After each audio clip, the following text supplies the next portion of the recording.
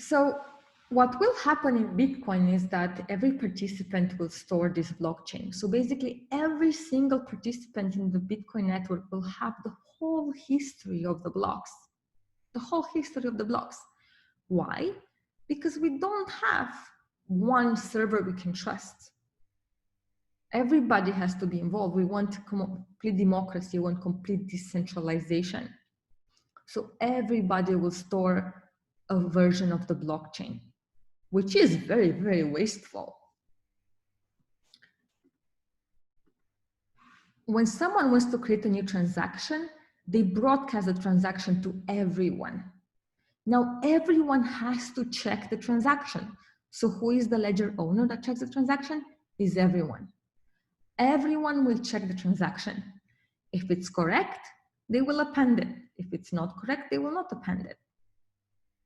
Okay? If it's correct, it creates a new block including the transaction and adds it to the local blockchain.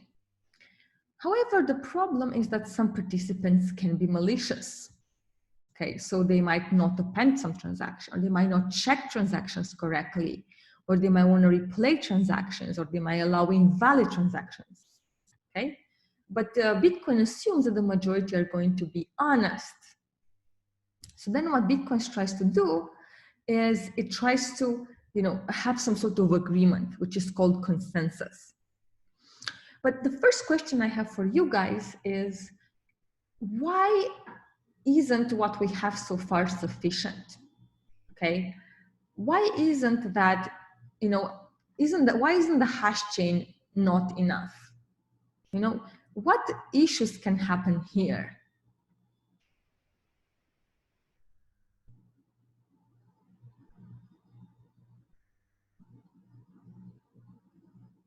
Yeah. So Milay is asking what happens if two people append a transaction uploaded at the same time.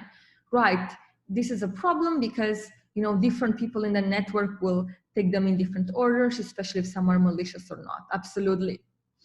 So the biggest problem is really the problem of so-called forks. This is the thing that blockchains like Bitcoin are most afraid of, are forks.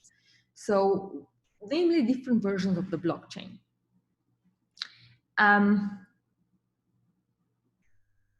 I just wanted to answer to also Ankit. Ankit is asking how big does a ledger get, like billions of transactions a day plus cryptographic material be allowed to store. These blockchains are very, very, very big. They're on the order of many gigabytes right now. There's not going to be billions of transactions a day because they can't scale to that. So they don't tolerate that much. They just tolerate thousands of transactions a day.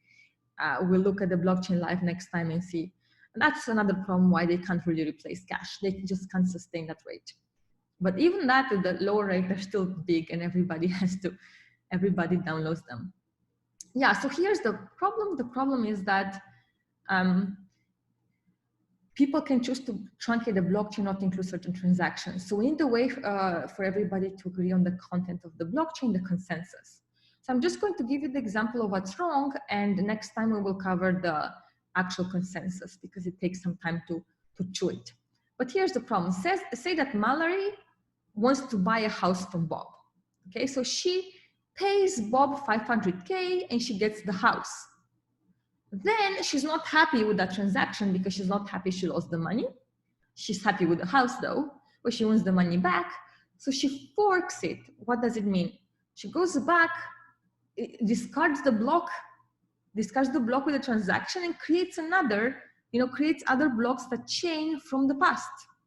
So essentially she forked the previous chain because she discarded Bob's transaction. She went back in time and then she put all the new transactions forked. Okay, so people would like to fork because they would like to double spend. And that's what the consensus mechanism really needs to prevent.